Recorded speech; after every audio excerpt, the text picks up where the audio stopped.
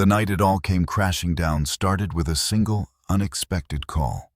By the time I stepped through that door, I had no idea my entire world was about to shift.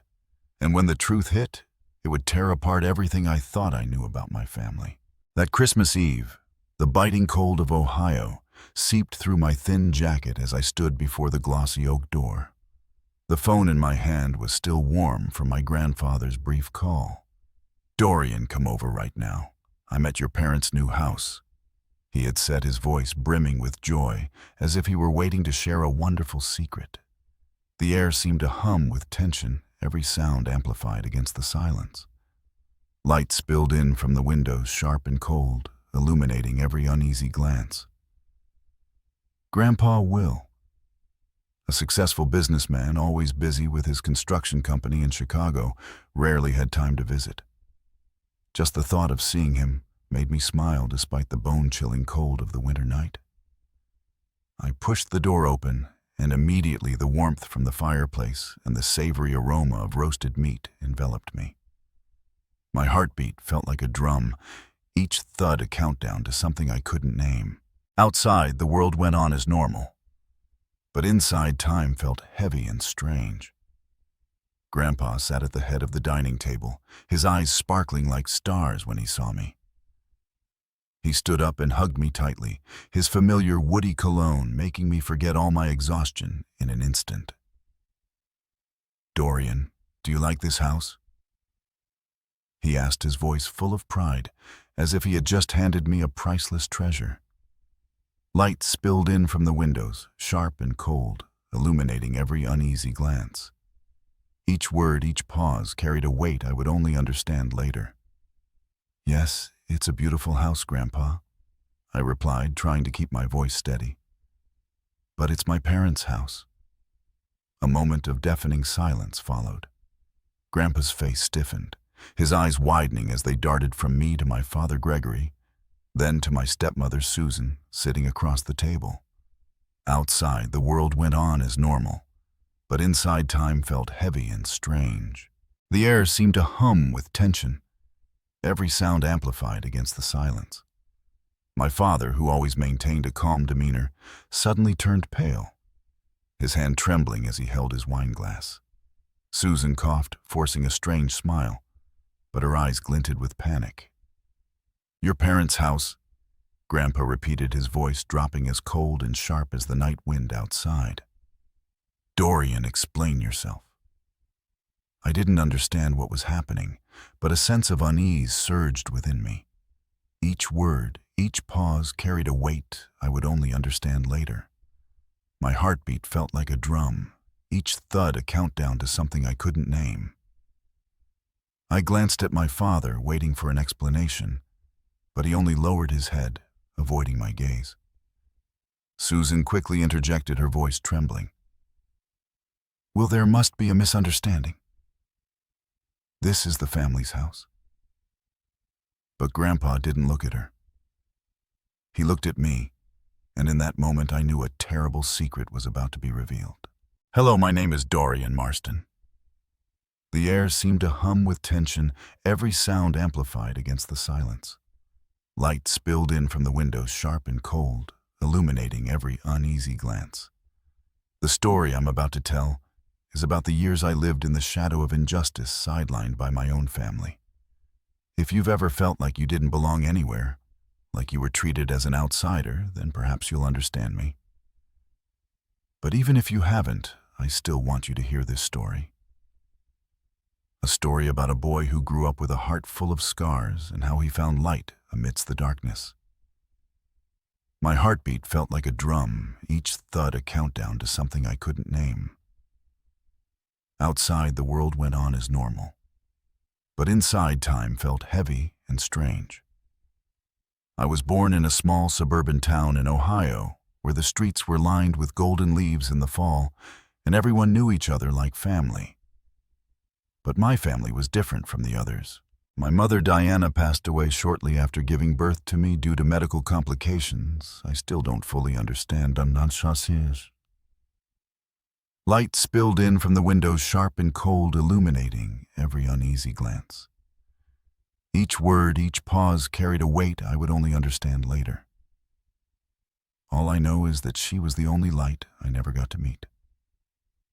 My father, Gregory Marston, was a stern man who always kept his distance from me, as if my existence was a reminder of the pain he wanted to forget. When I was 3, my father remarried Susan, a woman with a cold smile and calculating eyes. Outside, the world went on as normal, but inside, time felt heavy and strange. The air seemed to hum with tension, every sound amplified against the silence. They had a son together, Benjamin, or Ben, as everyone called him. Ben was the center of their world. To my father, Ben was the pride and the future of the Marston family.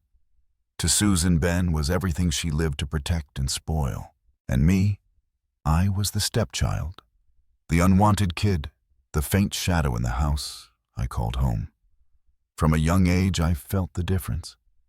Each word, each pause carried a weight I would only understand later. My heartbeat felt like a drum, each thud a countdown to something I couldn't name. When I was 5, I remember sitting in the corner of the living room, watching Ben receive a remote-controlled toy car, the kind every kid dreamed of. I got a used plastic car with chipped wheels, which my father said was good enough for me. The air seemed to hum with tension, every sound amplified against the silence. Light spilled in from the windows, sharp and cold, illuminating every uneasy glance. Ben needs new things to develop his intellect, Susan said, as if I wasn't worthy of anything better. When I got high grades at school, my father would just nod and say, "Not bad, but don't get complacent." Meanwhile, if Ben got a C, the whole house would celebrate as if he'd won a Nobel Prize. I wasn't a jealous kid. Honestly, I just wanted to be loved, to be acknowledged even just once.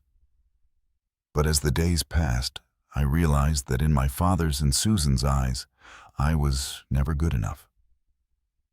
My heartbeat felt like a drum, each thud a countdown to something I couldn't name. Outside, the world went on as normal, but inside, time felt heavy and strange. Susan would say things like, "Dorian, why don't you try to be more like Ben?" Or, "You should be grateful to live in this house." Those words, no matter how softly spoken, cut into me like knives. I started to wonder, was I really a burden? Was I truly unworthy of love? Our family wasn't poor, but we weren't rich either. Light spilled in from the windows, sharp and cold, illuminating every uneasy glance. Each word, each pause carried a weight I would only understand later. My father worked as a manager at a local insurance company, while Susan stayed home as a housewife doing on Ben like he was a little king. I wasn't allowed to complain because my father always reminded me I was lucky to have a roof over my head, but that roof never truly felt like mine. My room was a tiny attic space with a creaky old bed and a window overlooking a dark alley. Outside, the world went on as normal, but inside, time felt heavy and strange. The air seemed to hum with tension, every sound amplified against the silence. Meanwhile, Ben had a spacious room filled with toys and posters of famous bands. Once I asked my father why I couldn't have a room downstairs like Ben, and he snapped, "Don't ask for too much, Dorian. Know your place." I grew up with words like those, reminders that I wasn't important in this family. But I didn't let myself drown in sorrow. I learned to smile, to pretend everything was fine. Each word, each pause carried a weight I would only understand later. My heartbeat felt like a drum, each thud a countdown to something I couldn't name.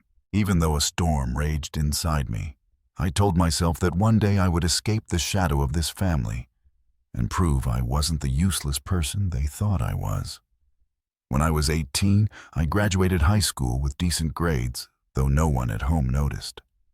I dreamed of going to college, becoming an engineer, or doing something to make Grandpa, the only person who truly cared about me, proud. But that dream was quickly crushed. The air seemed to hum with tension, every sound amplified against the silence. Light spilled in from the windows, sharp and cold, illuminating every uneasy glance. One evening, when I asked my father about applying for scholarships or loans for college, he looked at me with cold eyes. "Dorian, we don't have enough money," he said. "Ben needs to be prioritized. He has great potential, and we have to invest in him." My heartbeat felt like a drum, each thud a countdown to something I couldn't name. Outside, the world went on as normal, but inside, time felt heavy and strange. I stood there stunned, feeling like the world was collapsing beneath me.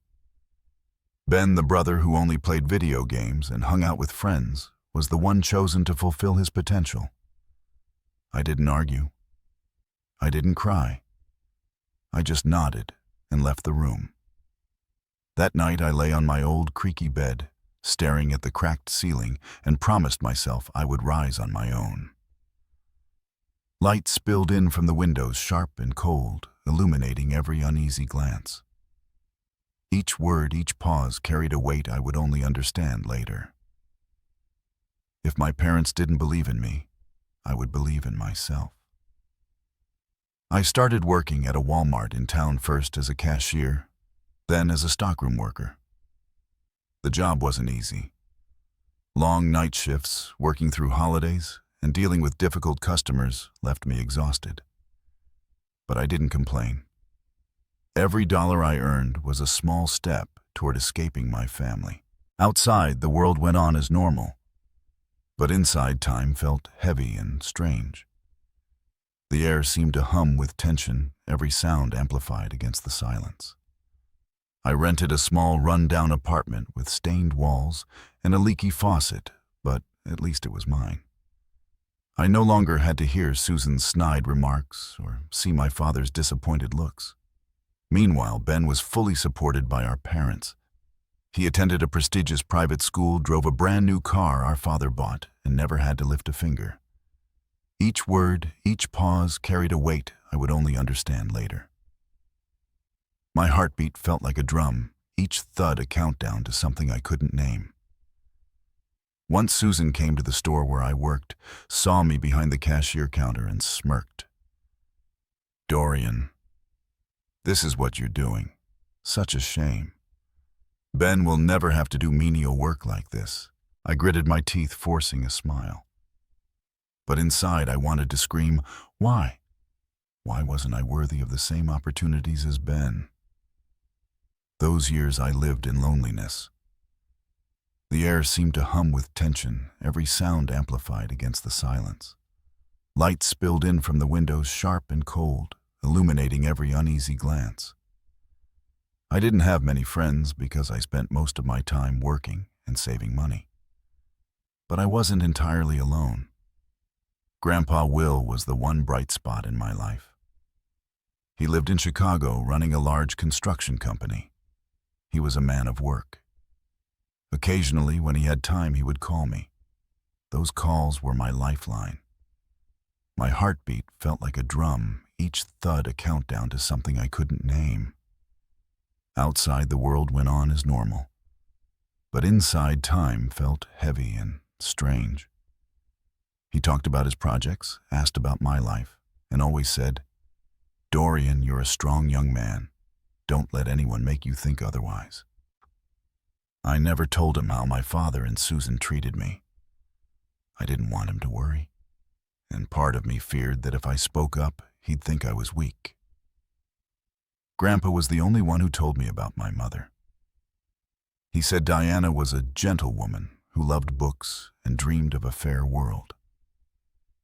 Light spilled in from the windows, sharp and cold, illuminating every uneasy glance. Each word, each pause carried a weight I would only understand later. He blamed himself for not being there when she gave birth to me, as work had kept him away. "If I had been there, things might have been different," he said, his voice choking. I didn't blame him. I only wished I could have met her even just once to know I had been loved. As the years passed, I grew accustomed to my independent life. Outside, the world went on as normal, but inside, time felt heavy and strange. The air seemed to hum with tension, every sound amplified against the silence. I learned to fix the plumbing in my apartment, cook simple meals, and keep my heart from breaking further. But deep inside, there was always an emptiness, the void of a family I never truly had. I didn't know that while I was trying to build my own life, a great secret was being hidden by my father and Susan. A secret that would change everything. When I was 21, I was still living in my tiny rented apartment on the south side of town, working night shifts at the supermarket. Each word, each pause carried a weight I would only understand later. My heartbeat felt like a drum, each thud a countdown to something I couldn't name. Empty mornings, simple meals, and interrupted sleep had become so routine that they no longer felt unusual.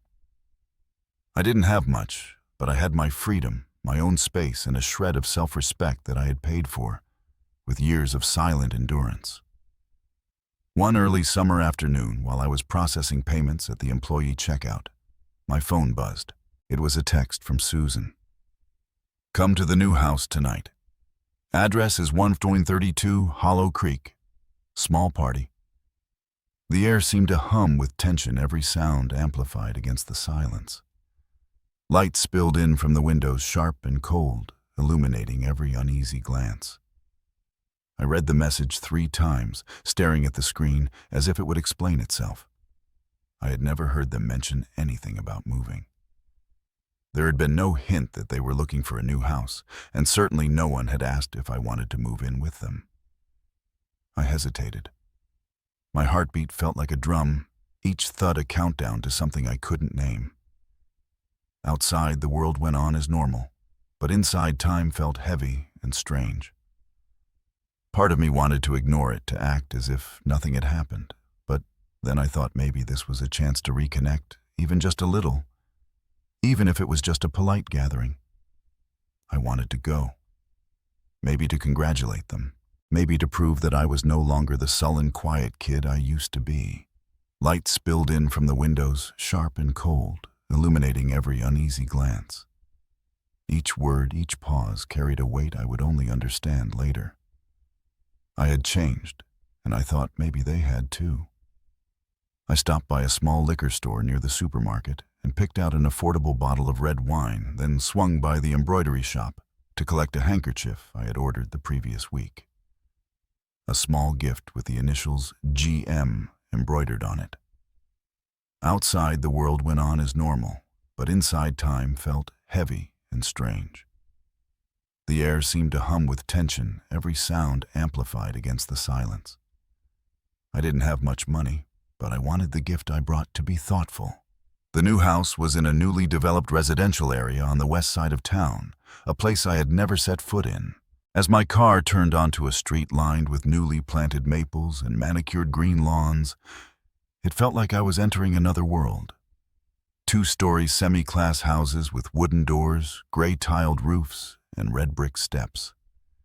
Each word, each pause carried a weight I would only understand later. My heartbeat felt like a drum, each thud a countdown to something I couldn't name. Everything exuded a sense of abundance and order that I had never felt in our old house. I parked in front of the house with the address Susan had sent. It was a cream-colored home with a stone-stepped front yard, a wide porch, and arched windows overlooking a garden. I got out of the car, holding the bottle of wine in the gift, and stood still for a few seconds in front of the door. The air seemed to hum with tension, every sound amplified against the silence. Light spilled in from the windows, sharp and cold, illuminating every uneasy glance. For some reason, my heart was pounding, not out of excitement, but because an indescribable feeling stirred within me, as if I was about to step into something that didn't belong to me. Susan opened the door. She was wearing a silk dress, her makeup meticulously done. My heartbeat felt like a drum, each thud a countdown to something I couldn't name. Outside, the world went on as normal, but inside, time felt heavy and strange. "Oh, Dorian, come in," she said, her smile as thin as the layer of blush on her cheeks. I stepped inside and looked around. A spacious living room with glossy wooden floors, a granite fireplace, beige armchairs, and a classic chandelier. Family photos already hung on the walls. My father and Susan's wedding picture. Ben holding a sports trophy. No photos of me. I wasn't surprised. Light spilled in from the windows, sharp and cold, illuminating every uneasy glance. Each word, each pause carried a weight I would only understand later.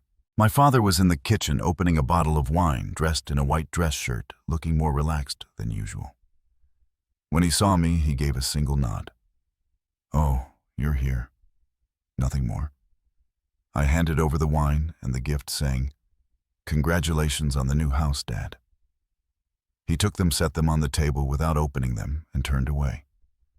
Outside, the world went on as normal. But inside, time felt heavy and strange. The air seemed to hum with tension, every sound amplified against the silence. The party consisted of just a few people, new neighbors, an older couple who were friends, and one of my father's colleagues. They chatted animatedly about the neighborhood, rising property prices, interior design, and the pool they planned to build in the backyard. I sat in a corner, silent, listening. No one asked where I was from. No one noticed that I poured myself water instead of wine.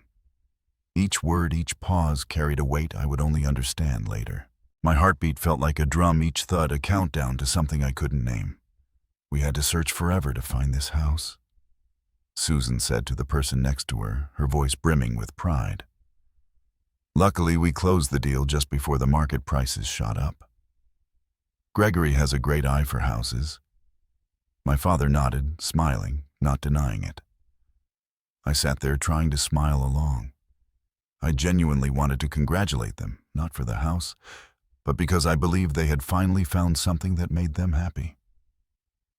The air seemed to hum with tension, every sound amplified against the silence.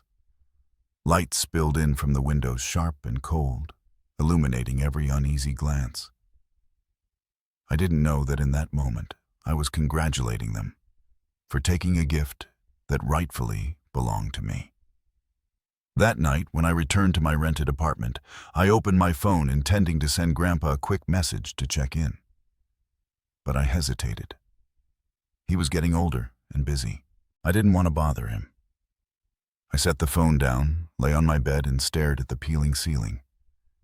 My heartbeat felt like a drum, each thud a countdown to something I couldn't name. Outside, the world went on as normal, but inside, time felt heavy and strange. Then I drifted off to sleep, completely unaware of the truth lying silently beneath my feet, like an unexploded bomb.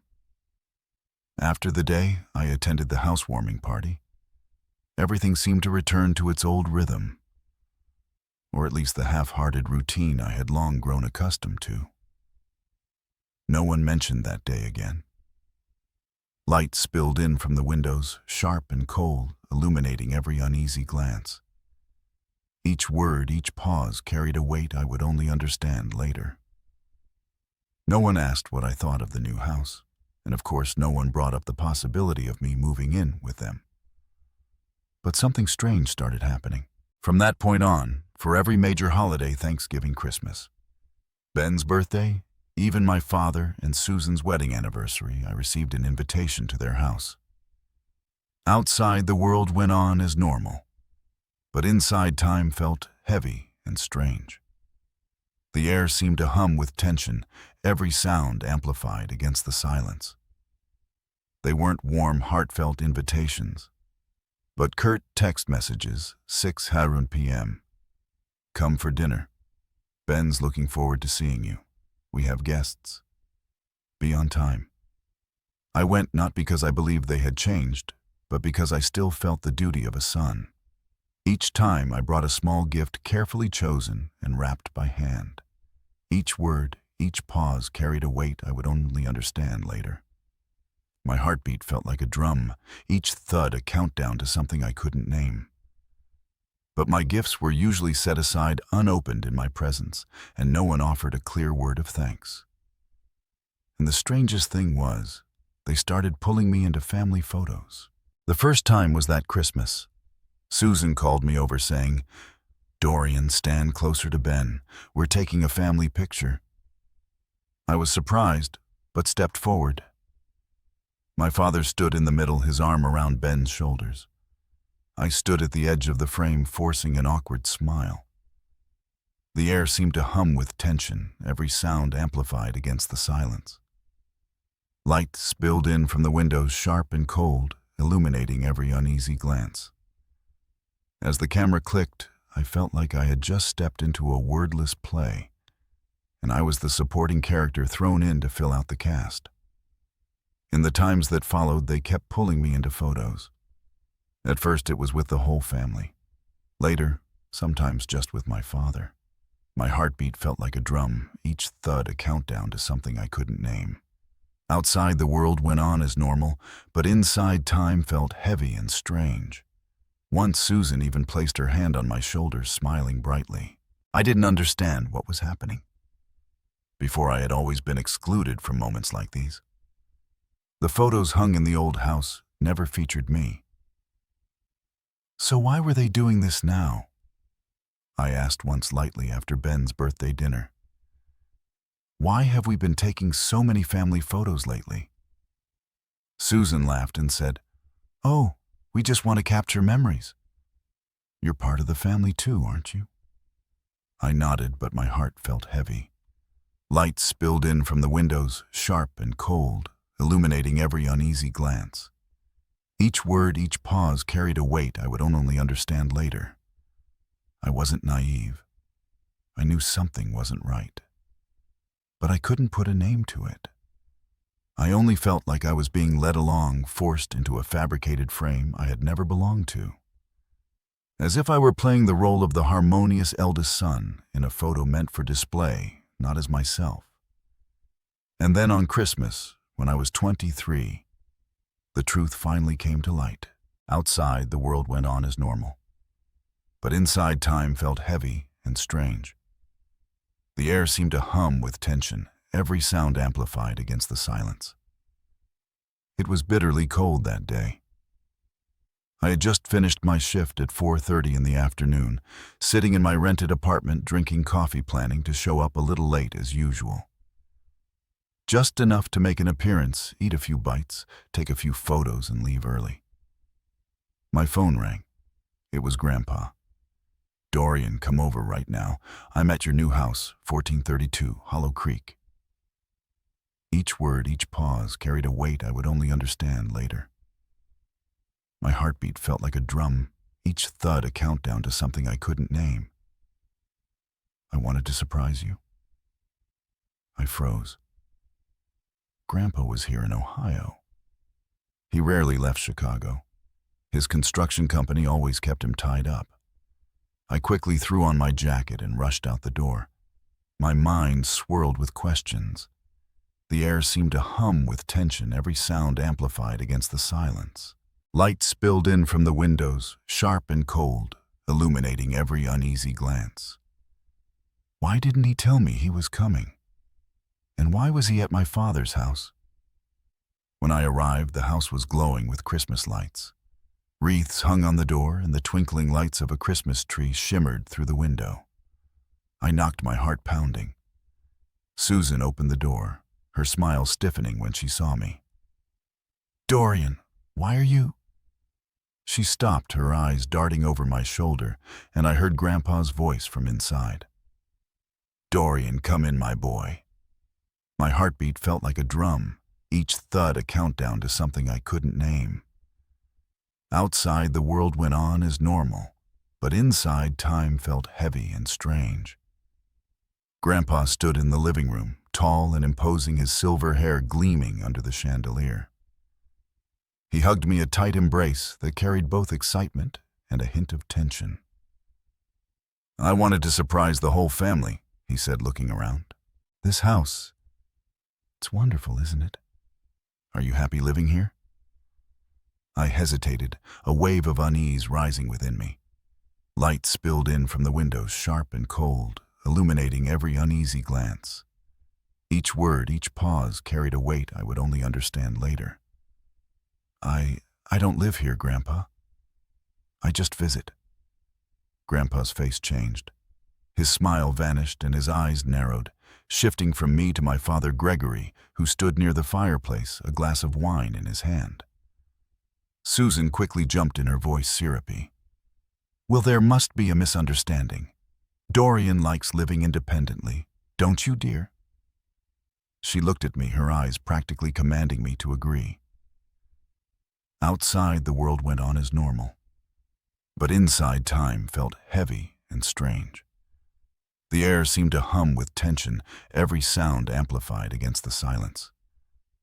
But Grandpa didn't look at her. He fixed his gaze on me, his voice lowering. Dorian, tell me the truth. You don't live here. I took a deep breath, feeling the weight of the entire room pressing down on my shoulders. I live in a rented apartment, Grandpa, on the south side of town. I pay for it with my supermarket wages. Silence. Each word, each pause carried a weight I would only understand later. My heartbeat felt like a drum, each thud a countdown to something I couldn't name. A heavy, suffocating silence, as if the air had been sucked out of the room. My father bowed his head, his hand tightening around his glass. Susan started to speak, her voice trembling. Will, we thought it was best for Dorian. He wanted to be independent, and Ben needs space to... Enough. Grandpa cut her off, his voice sharp as a blade. Gregory, explain yourself. The air seemed to hum with tension, every sound amplified against the silence. Light spilled in from the windows, sharp and cold, illuminating every uneasy glance. 2 years ago, I sent you $400,000 to buy a 3-bedroom house in this neighborhood, a gift for Dorian to give him a good start. I made it clear. The house was for Dorian. So why is he living in a run-down apartment while you and your family are living in that very house? My father's face went pale, as if the blood had drained from his body. Susan opened her mouth, but no sound came out. My heartbeat felt like a drum, each thud a countdown to something I couldn't name. Outside, the world went on as normal, but inside, time felt heavy and strange. I stood there stunned, feeling the ground crumble beneath me. A house for me.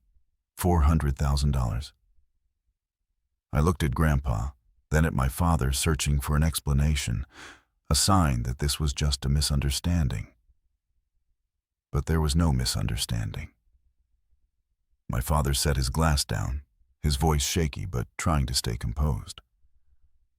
I thought the house would be better used by the whole family. Light spilled in from the windows, sharp and cold, illuminating every uneasy glance. Each word, each pause carried a weight I would only understand later. Dorian's independent. He doesn't need a big house like this.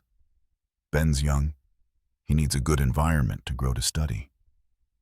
Doesn't need, Grandpa roared, stepping toward my father. You're saying he doesn't need it, Dorian, the grandson.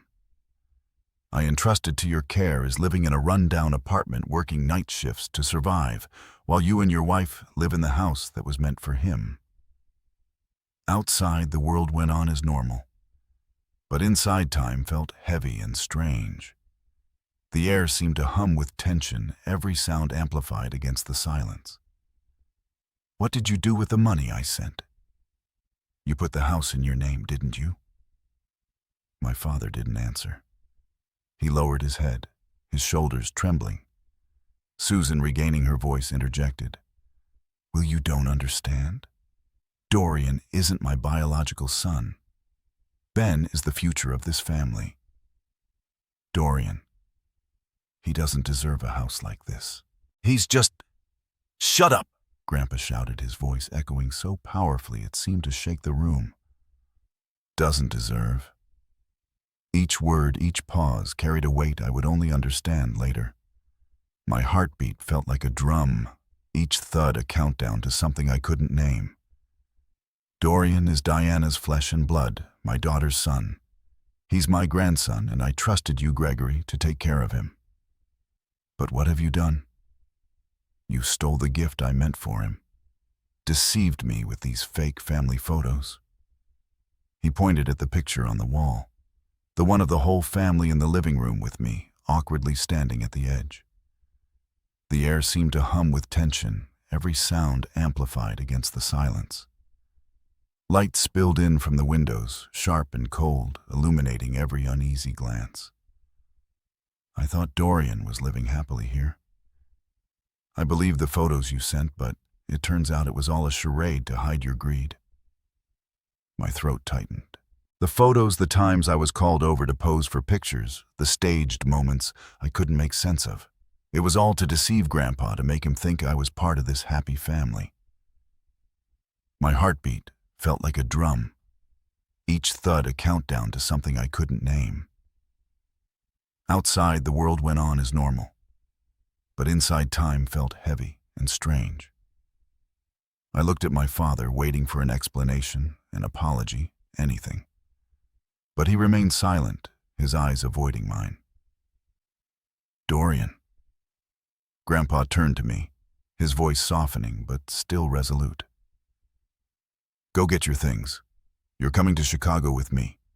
This house, I'll make sure it belongs to you as I originally intended. And you, Gregory, I'll be speaking with my lawyer." Light spilled in from the windows, sharp and cold, illuminating every uneasy glance. Each word, each pause carried a weight I would only understand later. "You'll answer for what you've done." Susan burst into tears, but I felt no pity for her. My father finally spoke, his voice. "Dorian, I just wanted what was best for the family." "Best for the family?" I repeated, my voice calm but cold. "You never considered me part of this family. I've spent my whole life trying to make you proud, but all you ever saw was Ben. Outside, the world went on as normal, but inside, time felt heavy and strange. The air seemed to hum with tension, every sound amplified against the silence. You took away my chance, and you didn't even bother to tell me the truth." I turned away, unable to look at him any longer. Grandpa placed a hand on my shoulder. His eyes filled with pain, but also unwavering determination. "Let's go, Dorian. You don't need to stay here anymore." The chill of Christmas night bit into my skin as we stepped out of the house. The house that was supposed to be mine. Each word, each pause carried a weight I would only understand later. My heartbeat felt like a drum, each thud a countdown to something I couldn't name. The dim glow of streetlights illuminated the snow-covered street, and I could feel my heavy breaths blending into the frigid air.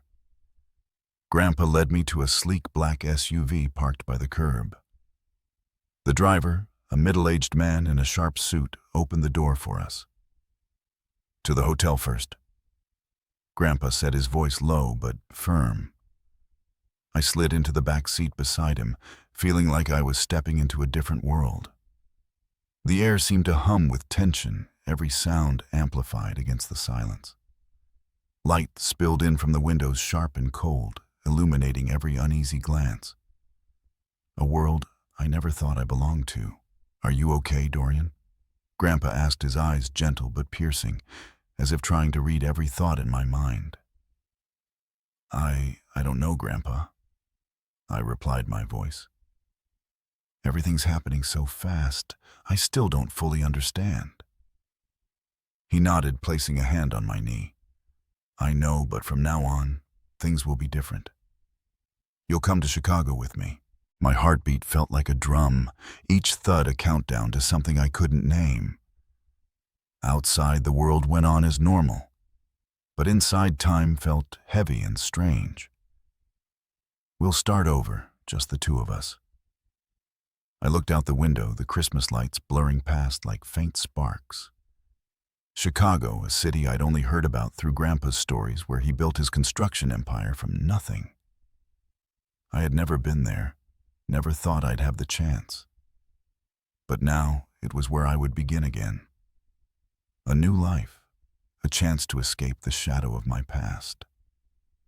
Light spilled in from the windows, sharp and cold, illuminating every uneasy glance. Each word, each pause carried a weight I would only understand later. The next morning, we took an early flight to Chicago. I sat by the window, gazing down at the endless snow-covered fields below, feeling like I was leaving behind an old, worn-out world for a dream. Grandpa sat beside me quietly reading a business newspaper, but every now and then, he glanced at me with an encouraging smile. Outside, the world went on as normal, but inside time felt heavy and strange. The air seemed to hum with tension, every sound amplified against the silence. When the plane landed at O'Hare Airport, a biting Chicago wind greeted us. James, Grandpa's driver, was waiting with the familiar SUV. We drove through the bustling city streets where skyscrapers towered overhead, their steel and glass gleaming under the winter sun. I had never seen anything like it. Each word, each pause carried a weight I would only understand later. My heartbeat felt like a drum, each thud a countdown to something I couldn't name. Ohio, with its narrow roads and modest houses, seemed to belong to another world. The car turned into an upscale suburban neighborhood, where the streets were paved with stone lined with ancient oaks and sprawling mansions. James stopped in front of a large, iron gate, beyond which a driveway led to a 3-story mansion. Surrounded by perfectly manicured lawns and vibrant red rose bushes, even in the middle of winter. The air seemed to hum with tension, every sound amplified against the silence.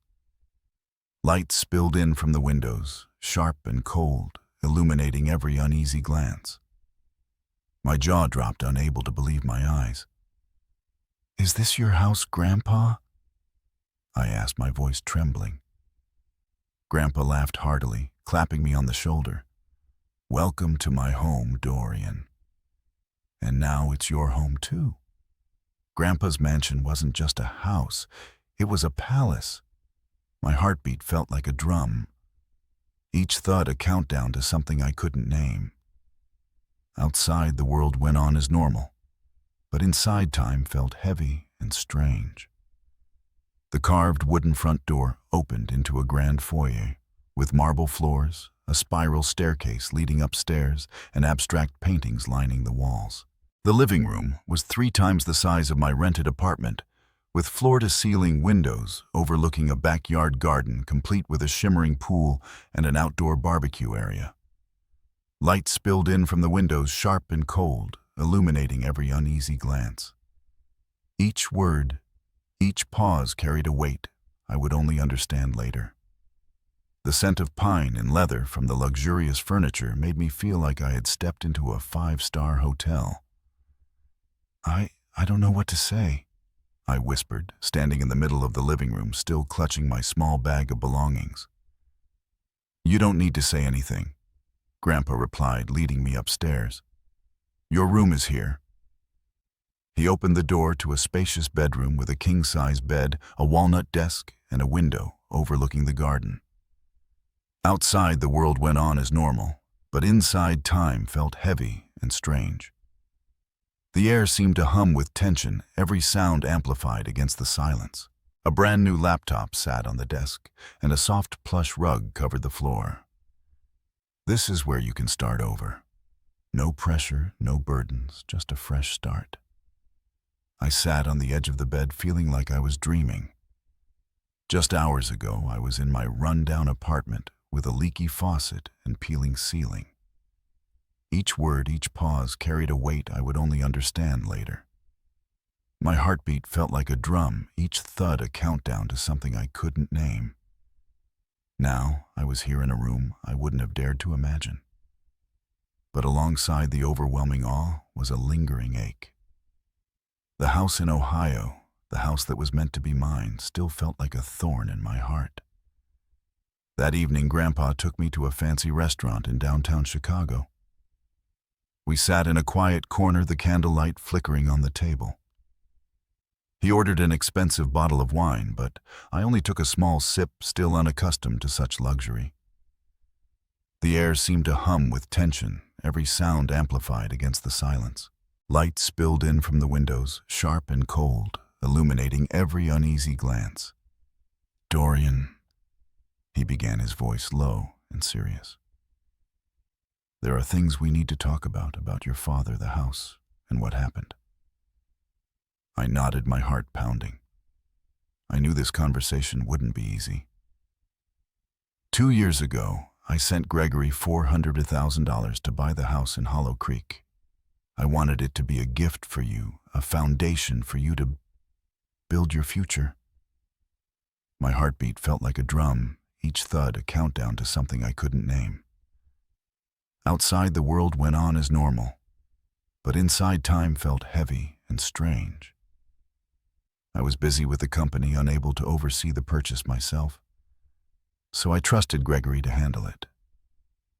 I thought he would follow my wishes. He paused, his eyes darkening. But I was wrong. I clenched my fists under the table, trying to keep my voice steady. "So Dad kept the house for himself." "That's not all," Grandpa said, his voice thick with anger. Light spilled in from the windows, sharp and cold, illuminating every uneasy glance. Each word, each pause carried a weight I would only understand later. "I've been sending Gregory money since you were a child, not just for the house. I sent money every year to cover your school fees, clothes, everything you needed to grow up in the best conditions. I thought Gregory was taking care of you the way I wanted. But today, when I heard you talk about living in a rented apartment, working night shifts at a supermarket, I realized he kept it all for himself and his new family. Outside, the world went on as normal, but inside, time felt heavy and strange. The air seemed to hum with tension, every sound amplified against the silence. It felt like someone had punched me in the chest. School fees, clothes, the things I never had. All those years wearing hand-me-downs, eating instant noodles, and working myself to exhaustion to make ends meet. It could have been different. My father, the man I tried so hard to please, had taken not only the house, but also the opportunities Grandpa meant for me. Each word, each pause carried a weight I would only understand later. My heartbeat felt like a drum, each thud a countdown to something I couldn't name. I didn't know about any of that money. I said, my voice choking. "Dad never told me. I thought he didn't have enough, so I had to manage on my own." Grandpa slammed his hand on the table, making the wine glasses tremble. "That bastard," he growled, drawing glances from nearby tables. "I trusted him with you, thinking he'd treat you well. But he betrayed me, and he betrayed your mother, Diana." The air seemed to hum with tension, every sound amplified against the silence. Light spilled in from the windows, sharp and cold, illuminating every uneasy glance. Hearing my mother's name made my eyes sting. I had never met her, but through Grandpa's stories, I knew she was a gentlewoman who wanted a good life for me. The thought that my father had stolen what she and Grandpa intended for me ignited a fury I couldn't suppress. "What are you going to do, Grandpa?" I asked, though I could guess part of the answer. My heartbeat felt like a drum, each thud a countdown to something I couldn't name. Outside, the world went on as normal, but inside, time felt heavy and strange. "I'm going to sue Gregory," he said, his voice cold as ice. "I'll make sure the house is transferred to you, and I'll cut off all financial support to him. He doesn't deserve a single cent." I stared at the table in silence. Part of me wanted my father to pay, to face the consequences of his actions. Light spilled in from the windows, sharp and cold, illuminating every uneasy glance. Each word, each pause, carried a weight I would only understand later. But another part, the part that had grown up in neglect and pain, just wanted to let it go. I was tired of living in resentment. I didn't want my new life in Chicago to be tainted by lawsuits and disputes. "Grandpa," I said, my voice soft but firm, Don't sue him. I know you're angry, and so am I.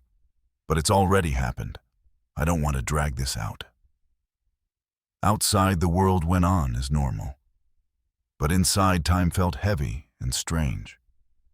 The air seemed to hum with tension, every sound amplified against the silence.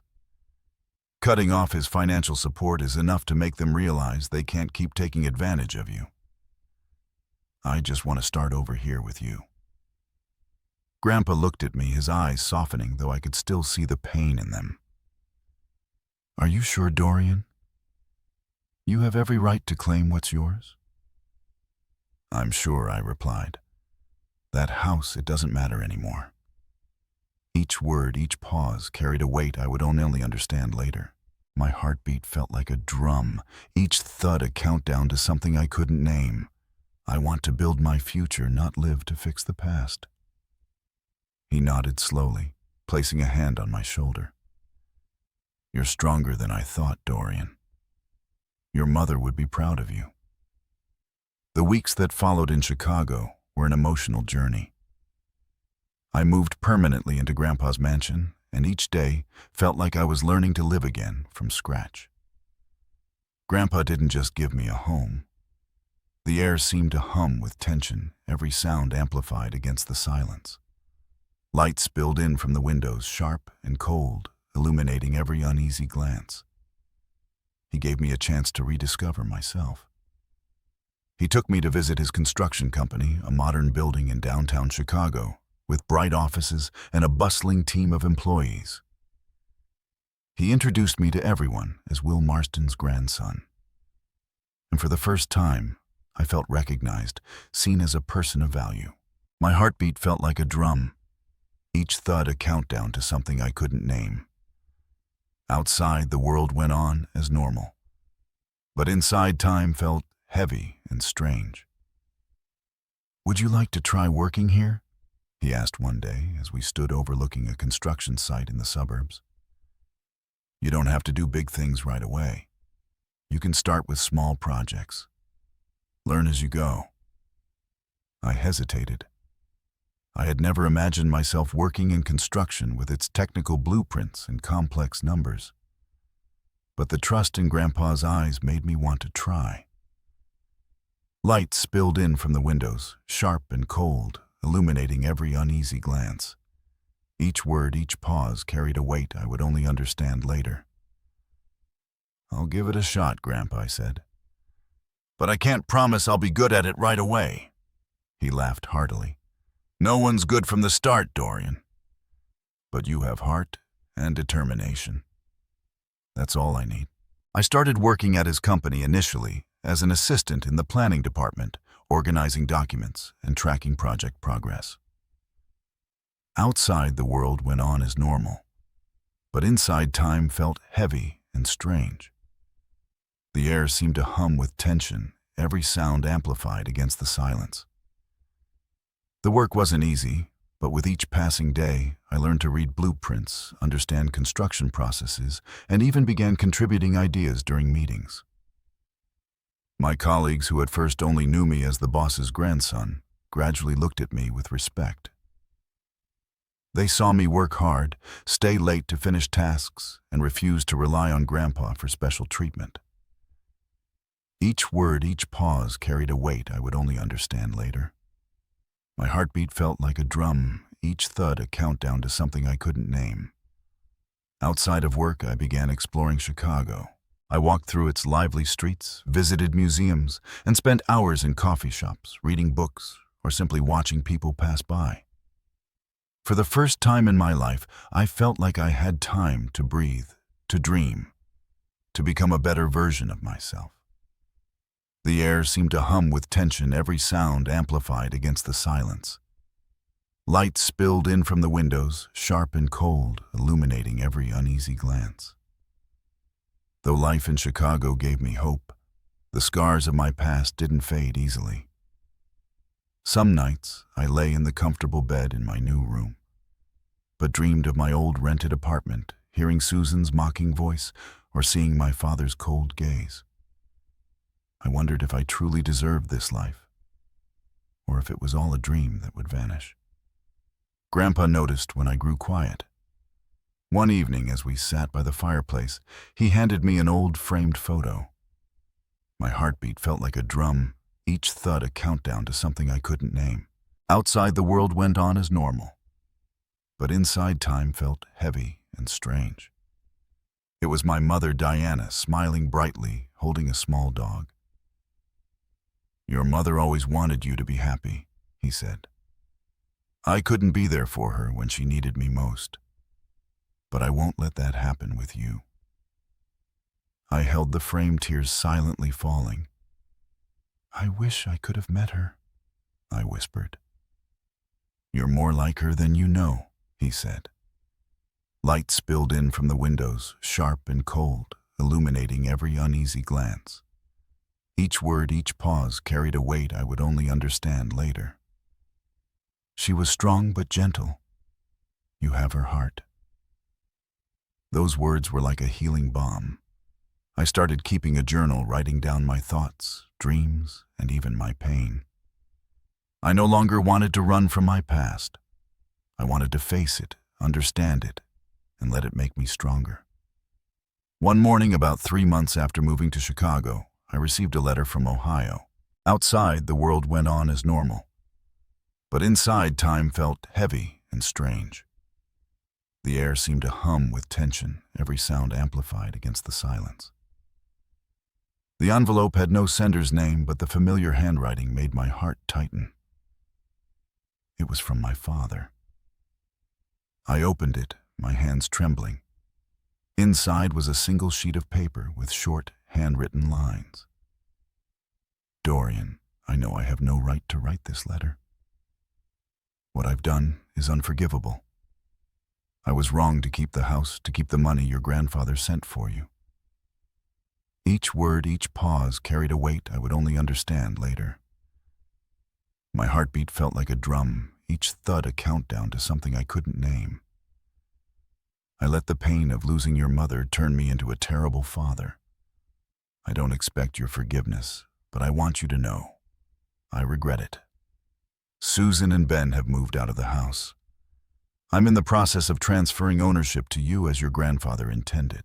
I hope one day you can look at me without seeing disappointment, Gregory." I read the letter 3 times. The air seemed to hum with tension, every sound amplified against the silence. Light spilled in from the windows, sharp and cold, illuminating every uneasy glance. My emotions, a mix of anger, pain, and a faint sense of relief. I didn't know if I could forgive him. The years of being abandoned, treated as an outsider, couldn't be erased by a single letter. But I knew I didn't want to carry resentment forever. I showed the letter to Grandpa. My heartbeat felt like a drum, each thud a countdown to something I couldn't name. Outside, the world went on as normal, but inside, time felt heavy and strange. He read it silent for a long time, then said, "It's your decision, Dorian. If you want to take the house, I'll help you. If not, I'll respect your choice." I thought about the house in Hollow Creek with its green lawn and warm fireplace. It had once been my dream, but now I didn't need it to feel worthy. "I don't want the house, Grandpa," I said. "I want to sell it and use the money to go to college." Light spilled in from the windows, sharp and cold, illuminating every uneasy glance.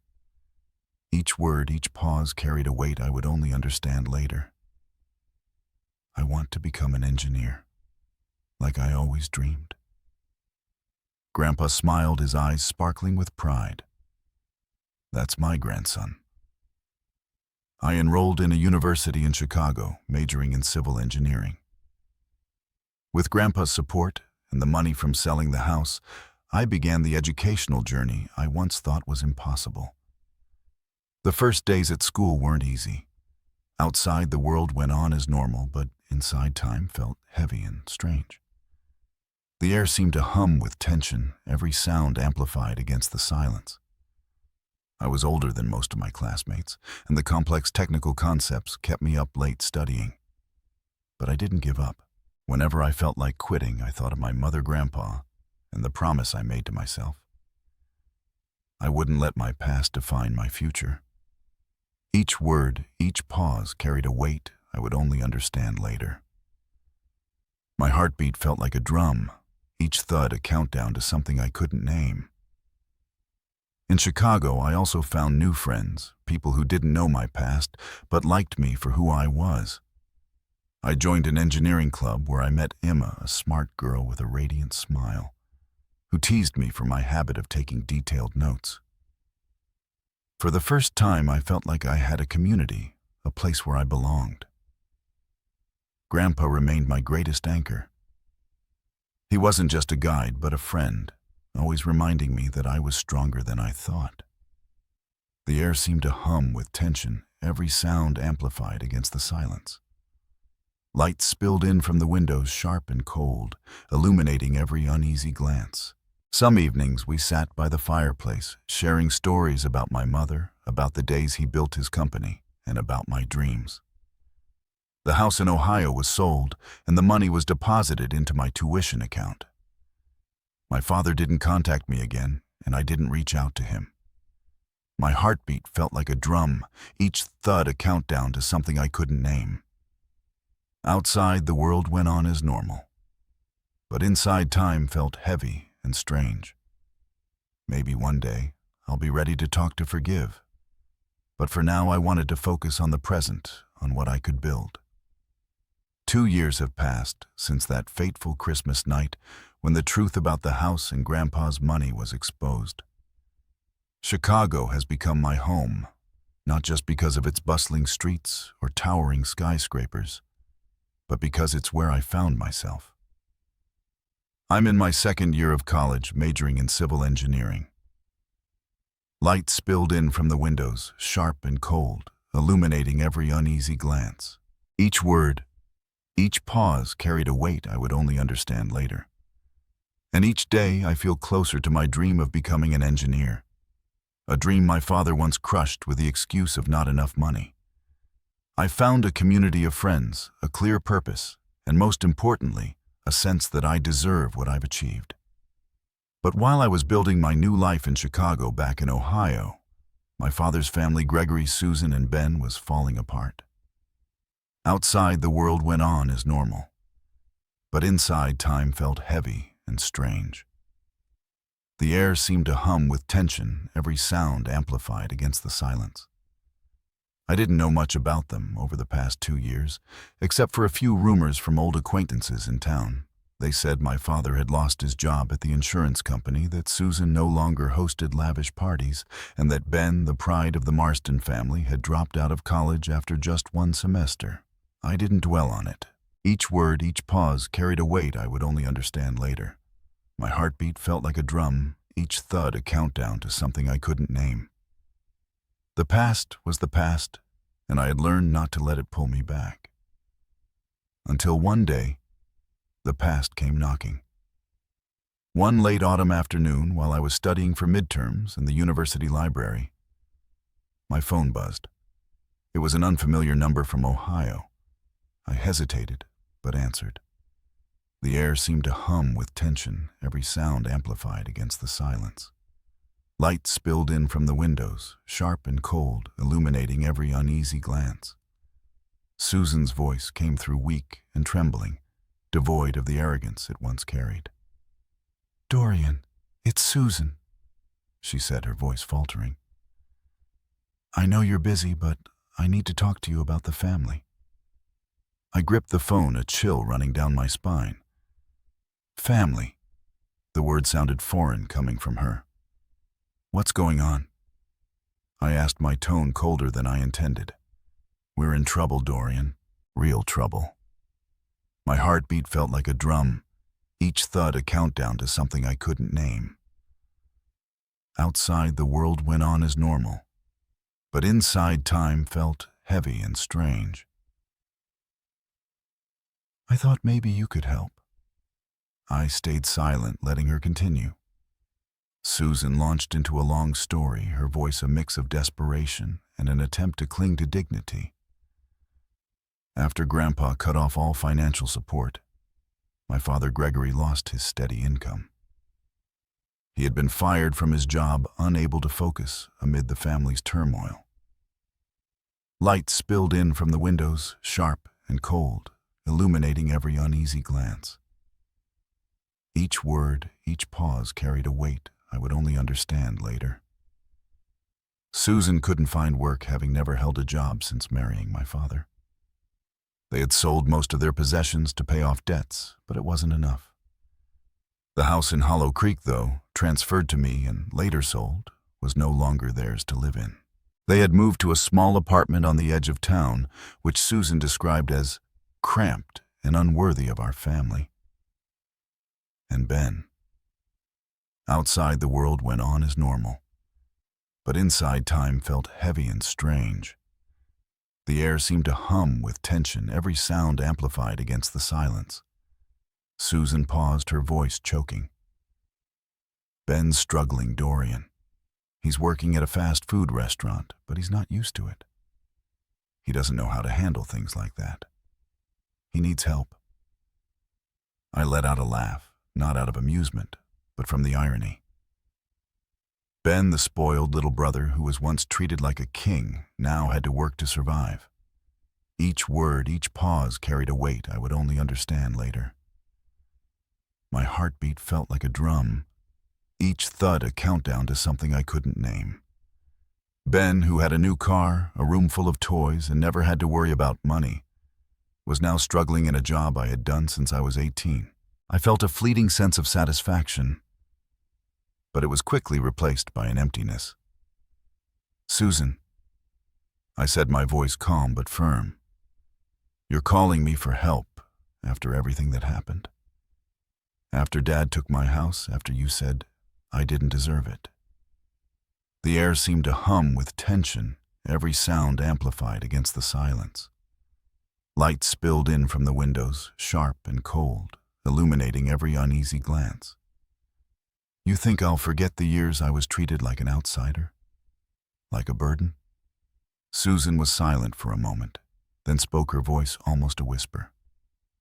Dorian, I know we were wrong, but we're family. Ben's your brother. You can't turn your back on your family. Family, I repeated, my voice laced with bitterness. You and Dad never treated me like family. You said I wasn't worthy. My heartbeat felt like a drum, each thud a countdown to something I couldn't name. Outside, the world went on as normal, but inside, time felt heavy and strange. Dad took not just the house, but the money. Grandpa sent for my education, for my life. And now you want me to help Ben, the one who was always favored over me. No, Susan.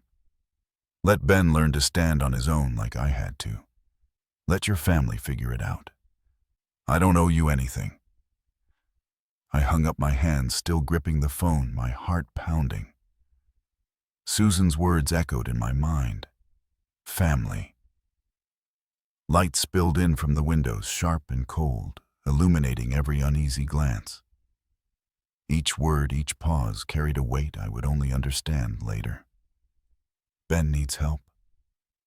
But those words no longer had the power to sway me. Not after everything they had done. Over the past 2 years, I hadn't heard directly from my father, Susan, or Ben. Bits of gossip from Ohio reached me through old acquaintances, but I didn't seek them out. I was busy with my new life in Chicago, my classes projects at Grandpa's company, and evenings spent talking with Emma, my increasingly close friend. Outside, the world went on as normal, but inside, time felt heavy and strange. The air seemed to hum with tension, every sound amplified against the silence. But those rumors, though I tried to ignore them, crept in like cold gusts from the past. My father Gregory had once been a confident man, always maintaining a calm, authoritative presence in the family. He worked at the insurance company with a salary that supported a comfortable lifestyle for Susan and Ben. But after that Christmas night 2 years ago, when Grandpa cut off all financial support, everything began to unravel. Each word, each pause carried a weight I would only understand later. My heartbeat felt like a drum, Each thud a countdown to something I couldn't name. His company faced market struggles, and he, distracted by family tensions, couldn't hold on to his managerial position. He was fired 6 months after the incident and hadn't found stable work since. The savings he had accumulated from Grandpa's money meant for me had been squandered on luxuries. A new car for Ben family vacations and parties to keep up appearances with neighbors. The air seemed to hum with tension, every sound amplified against the silence. Light spilled in from the windows, sharp and cold, illuminating every uneasy glance. When Grandpa's money stopped coming, they could no longer sustain that lifestyle. Susan, once proud of being the perfect housewife, couldn't adapt to earning a living. She had never worked, never needed to. Her skills were limited to hosting parties and shopping. When the family had to move out of the Hollow Creek house, the house I sold to invest in my future, they relocated to a small 2-bedroom apartment on the edge of town, which Susan called unworthy. My heartbeat felt like a drum, each thud a countdown to something I couldn't name. Outside, the world went on as normal, but inside, time felt heavy and strange. The apartment was cramped and run down with stained walls and a leaky plumbing system. A painful contrast to the luxurious house they once called home. They sold Ben's car, his expensive toy collection, and even Susan's prized jewelry. But the debts kept piling up, from mortgage loans to unpaid bills. Light spilled in from the windows, sharp and cold, illuminating every uneasy glance. Each word, each pause carried a weight I would only understand later. Ben, the brother once hailed as the future of the Marston family, dropped out of college after 1 semester. Accustomed to being pampered, he couldn't handle the pressure of academics or responsibility. Instead of continuing his education, Ben took a job at a fast food restaurant in town. But that job, standing behind a counter, dealing with demanding customers and working long shifts, was something he wasn't prepared for. Outside, the world went on as normal. But inside, time felt heavy and strange. The air seemed to hum with tension, every sound amplified against the silence. Ben, who once mocked me for doing similar work, now faced the reality that he lacked the skills or patience to succeed in such an environment. His co-workers complained that he was slow, unfocused, and prone to mistakes. He was fired after 3 months, and since then bounced from job to job, never lasting long. Each word, each pause carried a weight I would only understand later. My heartbeat felt like a drum. Each thud a countdown to something I couldn't name. I learned these details not because I sought them out, but through whispers from old acquaintances in Ohio. A few of Grandpa's friends, still in touch with him, shared the story of Gregory's family's downfall as a cautionary tale. They said Susan was now trying to sell products online without success.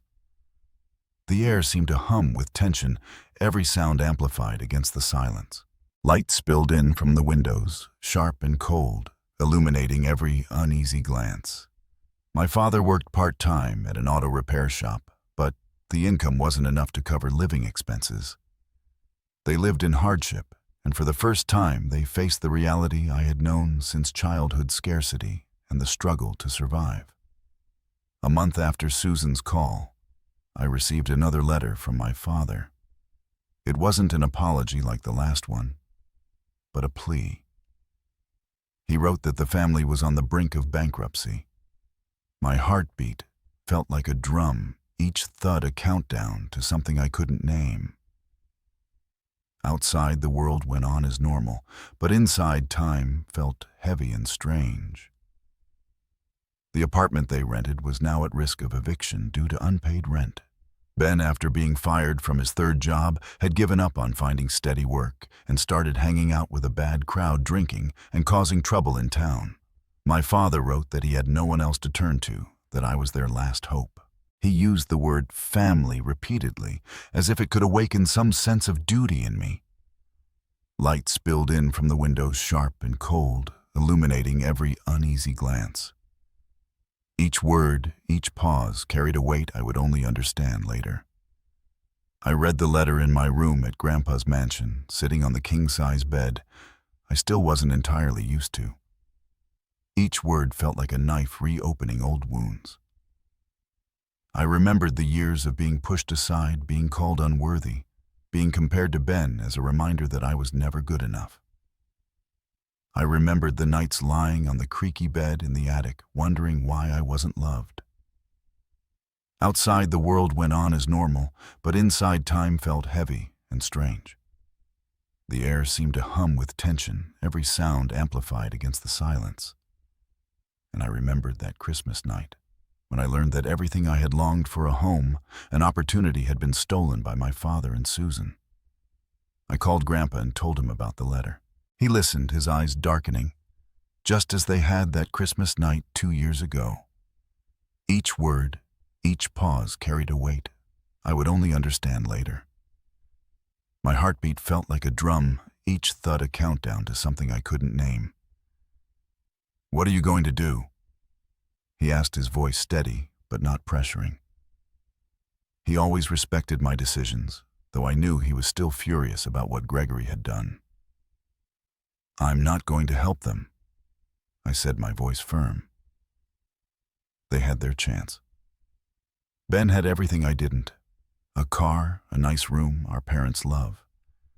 If he has to work to survive now, that's a lesson he needs to learn. The air seemed to hum with tension, every sound amplified against the silence. Light spilled in from the windows, sharp and cold, illuminating every uneasy glance. I pulled myself up from nothing. I don't owe them anything. Grandpa nodded, saying nothing more, but I knew he approved of my decision. He had once wanted to sue Gregory to seek justice for me. But I had chosen to let the past go, and now I chose not to let it drag me back. While Gregory's family struggled in Ohio, I continued my journey in Chicago. My heartbeat felt like a drum, each thud a countdown to something I couldn't name. Outside, the world went on as normal, but inside, time felt heavy and strange. I aced my midterms, and Emma, my close friend, threw a small party to celebrate. She had become an essential part of my life, not just for her radiant smile, but for the way she made me feel like I was enough. I took on more work at Grandpa's company, handling larger projects and even leading a small construction job in suburban Chicago. Each step was proof that I didn't need my father's or Susan's validation to succeed. Light spilled in from the windows, sharp and cold, illuminating every uneasy glance. Each word, each pause carried a weight I would only understand later. I also began writing a book, not to recount my story, but to document the lessons I'd learned about resilience, finding self-worth, and overcoming the scars of the past. I didn't know if it would ever be published, but writing it was a way to heal, to turn pain into strength. One winter day, as I walked through downtown Chicago, I unexpectedly saw Ben. Outside, the world went on as normal, but inside, time felt heavy and strange. The air seemed to hum with tension, every sound amplified against the silence. He was standing on a street corner wearing a thin jacket, his face gaunt and his eyes sunken. I stopped, unsure whether to approach, but he saw me first, and his eyes lit up with a flicker of hope. "Dorian," he called, his voice hoarse. How are you?" I nodded, keeping my distance. "I'm fine, Ben. You?" He gave a weak smile, no longer the arrogant boy I once knew. "Not great," he admitted. Each word, each pause carried a weight I would only understand later. My heartbeat felt like a drum, each thud a countdown to something I couldn't name. Things aren't like they used to be. Can you help me?" "Just a little. I don't have anyone else." I looked at him, remembering the times he was favored, the times I was pushed aside. "Ben," I said, my voice calm but unyielding. I had to stand on my own when no one helped me. "You can too. Get a job. Learn to take responsibility. Don't look to me to fix what your family did wrong." The The air seemed to hum with tension, every sound amplified against the silence. Light spilled in from the windows, sharp and cold, illuminating every uneasy glance. I turned and walked away, continuing down Chicago's snow-covered streets. I didn't look back. Not because I didn't care, but because I had chosen myself.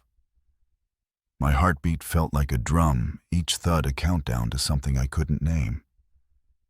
Outside, the world went on as normal, but inside time felt heavy and strange.